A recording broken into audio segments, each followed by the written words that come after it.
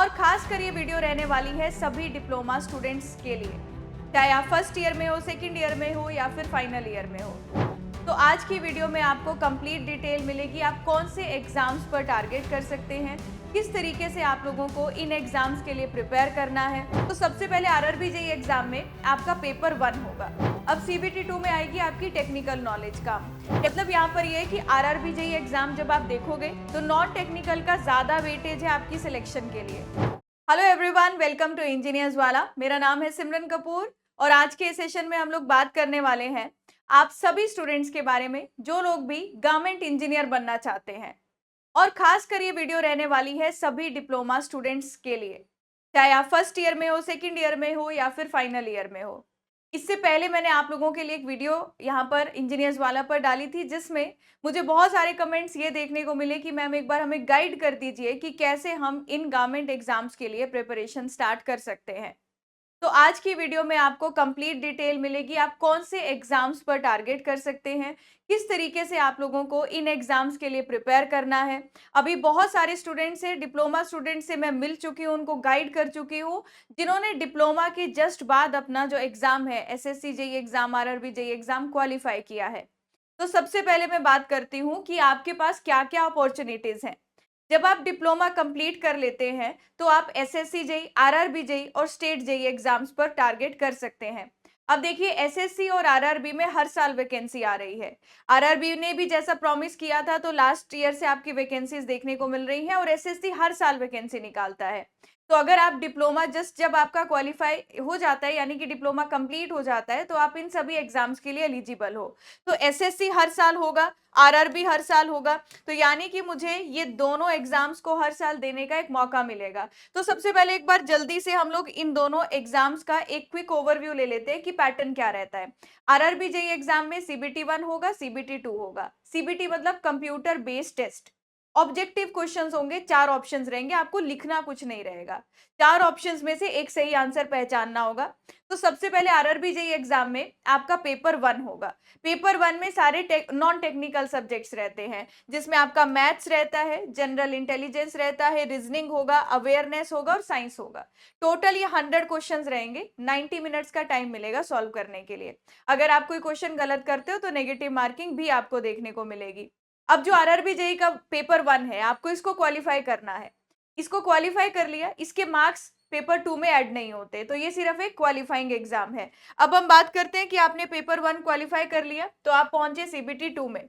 अब सीबीटी 2 में आएगी आपकी टेक्निकल नॉलेज का। टेक्निकल के यहाँ पर रहेंगे टोटल 100 क्वेश्चन, जैसे आप सिविल ब्रांच से हैं तो सिविल के 100 क्वेश्चन और बाकी का 50 क्वेश्चन रहेगा नॉन टेक्निकल। सेम जैसे awareness, physics, chemistry, basic of computer.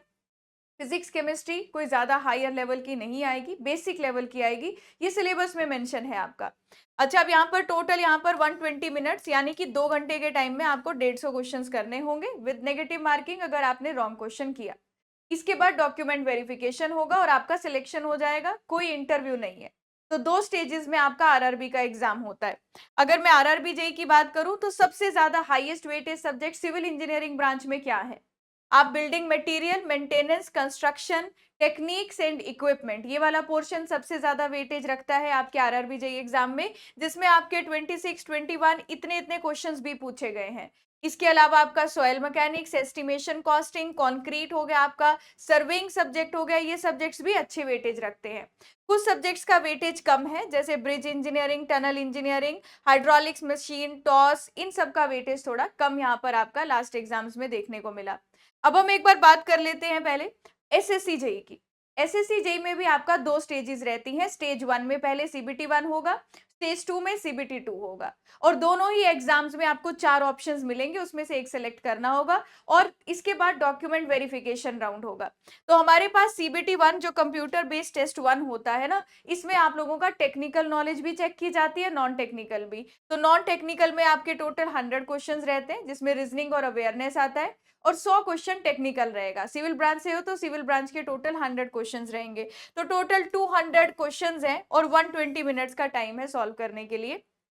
हर एक गलत आंसर पर नेगेटिव मार्किंग है 1/4।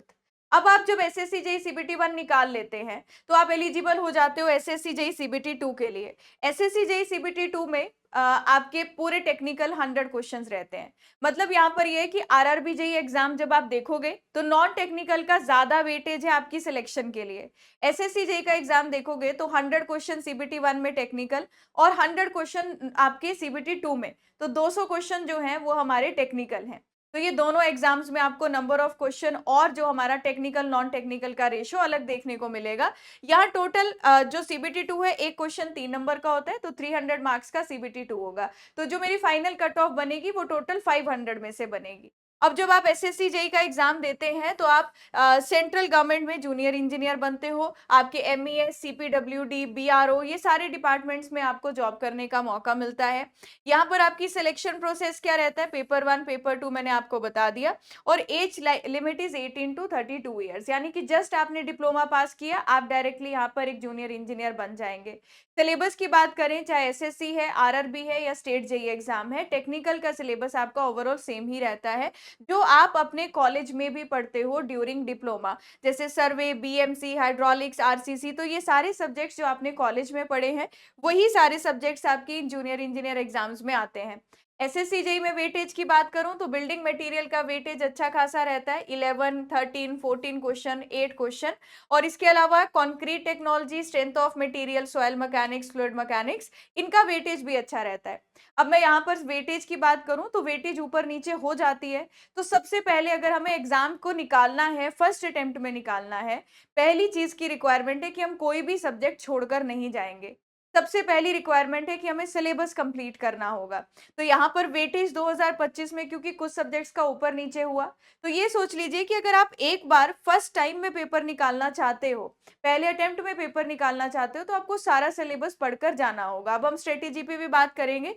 तो एसएससी जेई सीबीटी 1 में कट ऑफ हमें क्या देखने को मिली, 2025 में 127.22 और अनरिजर्व्ड कैटेगरी की थी, और अब बाकी कैटेगरी की भी देख सकते हैं। और एसएससी जेई सीबीटी 2 हो जाने के बाद जो अभी 2025 में पेपर हुआ, उसकी फाइनल कट ऑफ बनी 388.18, जो आपकी सीपीडब्ल्यूडी यहाँ पर सीपीडब्ल्यू डिपार्टमेंट की थी। मिलिट्री इंजीनियरिंग सर्विसेज की 378, और बाकी सारे अगर आप यहाँ पर कैटेगरीज देखेंगे तो कुछ कुछ यहाँ पर कट ऑफ में डिफरेंस है। पर अगर आपको एक अच्छा डिपार्टमेंट चाहिए तो आपको 370 से अबव टारगेट करना होता है। ये तो बात थी एक ओवरव्यू की, हमारे पास दो एग्जाम्स जिस पर आप टारगेट कर सकते हो। ये सभी डिपार्टमेंट्स है, बीआरओ, सीपीडब्ल्यूडी, आपका सीडब्ल्यूसी डिपार्टमेंट्स, जिनमें आप लोग जॉब कर सकते हो after qualifying SSC JE exam. अब हमने देख लिया कि भाई दोनों एग्जाम्स में नॉन टेक्निकल भी आता है, टेक्निकल भी आता है।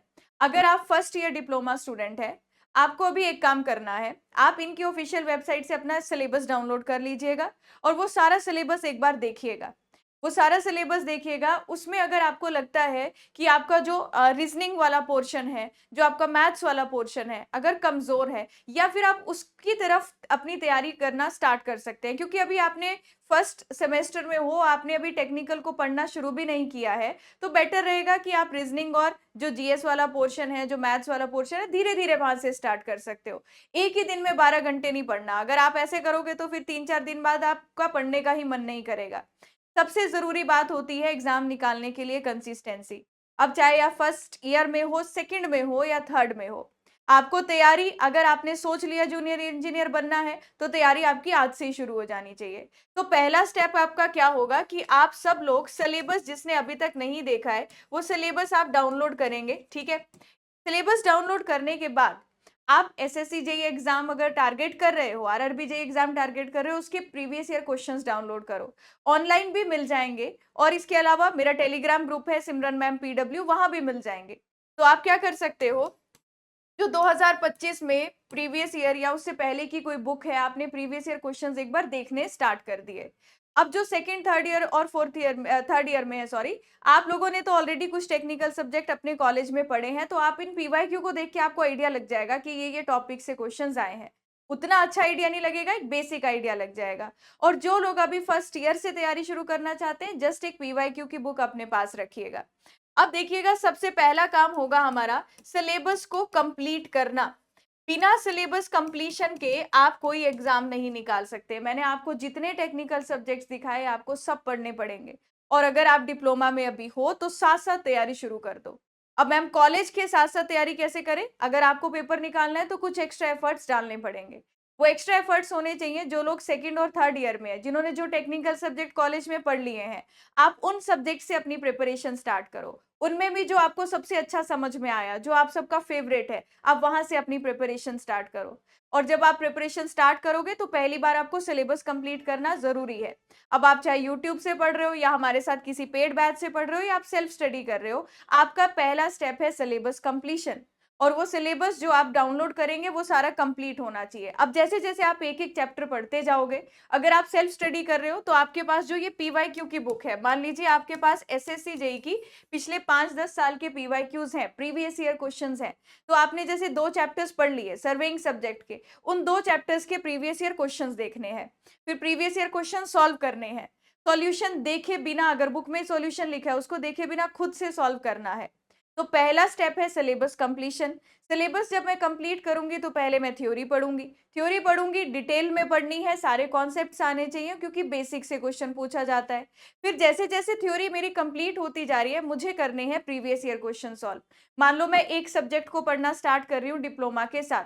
अब मैं उस सब्जेक्ट के जब 2-3 चैप्टर्स कर लूंगी, फिर मैं उन 2-3 चैप्टर्स के पिछले 5 साल के एसएससी जेई के पीवाईक्यूज लगाऊंगी। जो क्वेश्चंस बन गए अच्छी बात है, जो नहीं बने उनको स्टार मार्क कर दो, ताकि नेक्स्ट टाइम जब मैं इस सब्जेक्ट का रिवीजन करूंगा तो स्टार मार्क वाले क्वेश्चन को फिर से प्रैक्टिस करूंगा। तो ऐसे करते करते आपको सबसे पहले अपना सिलेबस कंप्लीट करना है, और उसके साथ चाहे आप आरआरबी जेई के लिए भी प्रिपेयर कर रहे हो तो आरआरबी जेई के प्रीवियस ईयर क्वेश्चन सॉल्व करने हैं और एसएससी जेई के भी करने हैं। अगर आप स्टेट जेई पर भी टारगेट कर रहे हो तो भी आपको एसएससी जेई के पीवाईक्यू सॉल्व करने हैं।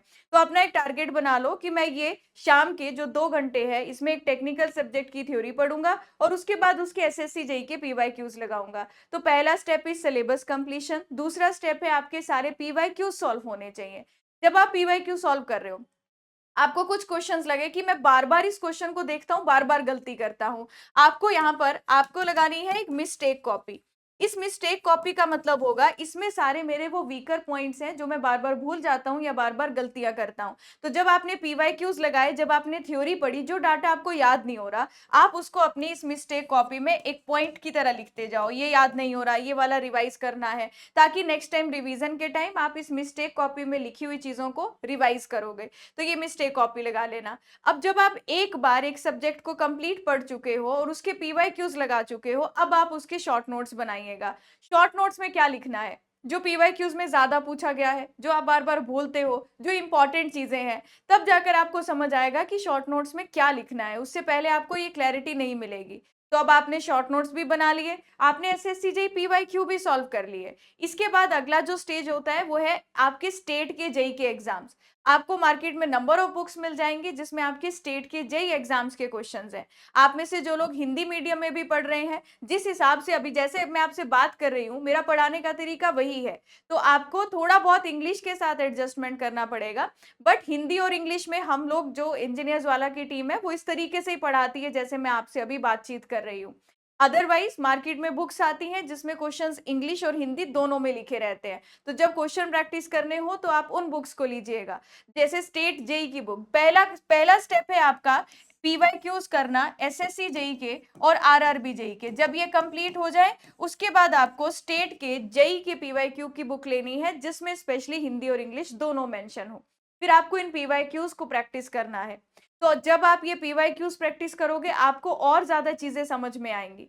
देखिए, आप ये मत सोचिए कि मैंने अभी अभी 6 महीने में 3 महीने में पेपर निकाल लेना है, ऐसा नहीं होता। कोई भी एग्जाम निकालना है, कंपटीशन ज्यादा है और कंपटीशन के साथ साथ सिलेबस भी ज्यादा है। तो 3 महीने में एग्जाम नहीं निकलता, आपको 1 साल पूरा देना पड़ेगा। और ये 1 साल आप सोच रहे हो, 1 साल में आपका सिलेबस कंप्लीट होगा, SSC JE RRB JE PYQs होंगे, कुछ स्टेट जेई के पीवाईक्यूज होंगे। ये सब करने में प्लस जो पढ़ा है उसको रिवाइज करने में आपको 1 साल लग जाएगा। तो एक एक सब्जेक्ट करके कंप्लीट करते जाइए, उनके पीवाईक्यूज करते जाइए, फिर उनके शॉर्ट नोट्स बनाइए और फिर जब नेक्स्ट टाइम उस सब्जेक्ट को फिर से रिवाइज करना हो तो शॉर्ट नोट से रिवाइज करिए। फिर शॉर्ट नोट से रिवाइज किया, क्वेश्चन प्रैक्टिस किए, तो ये साइकिल घूमती जाएगी और आपके कॉन्सेप्ट्स और ज्यादा स्ट्रांग हो जाएंगे कि क्वेश्चन देखा एकदम फॉर्मूला याद आ गया। पर ये मिस्टेक कॉपी जरूर बनाना। जो भी चीजें आपको अपने एंड से लगती हैं, चाहे वो कोई फॉर्मूला है चाहे कोई वैल्यू है, वो सारा डाटा आप इस मिस्टेक कॉपी में लिखते जाइएगा। तो आप लोगों को सबसे पहली बात तो मैंने बोला, एग्जाम निकालने के लिए सिलेबस कंप्लीट करना जरूरी है, एक सही गाइडेंस होना जरूरी है। आप मेरे साथ टेलीग्राम पर कनेक्टेड हो सकते हो अगर आप सिविल इंजीनियरिंग ब्रांच के स्टूडेंट हो। आप इसे स्कैन करोगे तो सिमरन मैम PW, आप डायरेक्टली टेलीग्राम ग्रुप पर ज्वाइन हो जाओगे। लेकिन मेरी बात ध्यान रखिएगा, चाहे डिप्लोमा फर्स्ट सेकंड थर्ड किसी भी ईयर में हो, 1 साल तो आपको कम से कम तैयारी का देना है। और जो लोग फर्स्ट ईयर में ही ये सोच लिए हैं कि मैंने SSC जे एग्जाम निकालना है, आप बहुत अच्छे और सही टाइम पर सोच लिए हो। अभी से तैयारी शुरू करो, सिलेबस डाउनलोड करो। फर्स्ट ईयर वाले रीजनिंग और मैथ्स वाले पोर्शन से स्टार्ट कर सकते हैं। और जो बाकी लोग हैं जिन्होंने थोड़ा बहुत टेक्निकल कॉलेज में पढ़ा है, आपका जो सब्जेक्ट फेवरेट है वहां से अपनी तैयारी शुरू करो। तो आपको एक बार सिलेबस कंप्लीट करना पड़ेगा, क्योंकि हमारा जो सिलेबस है और जो कंपटीशन है वो भी अब बढ़ गया है टाइम के साथ साथ। ठीक है, आई होप आपको आज की वीडियो में एक ओवरव्यू मिला होगा इन गवर्नमेंट एग्जाम्स के बारे में और तैयारी कैसे करनी है। और PW के साथ भी आप कनेक्ट हो सकते हो, इंजीनियर्स वाला की टीम के साथ भी जुड़ सकते हो। नहीं तो हमारा इंजीनियर्स वाला का यूट्यूब पर इतना सारा कंटेंट है, थोड़ा थोड़ा वहां से पढ़ना शुरू करो, देखो आपको चीजें कैसे वहां से क्लियर हो रही है। ठीक है, अगर आपको फिर अभी भी कोई डाउट है तो आप इस वीडियो के कमेंट सेक्शन में लिख कर जाइएगा। जैसे पिछले डाउट का आंसर इस वीडियो में किया, इस वीडियो के डाउट का आंसर भी जरूर मैं एक अलग वीडियो बनाकर आपको दूंगी। चलिए मिलते हैं किसी एनी अदर वीडियो में। Till then, thank you so much everyone, bye bye and have a nice day. Thank you so much.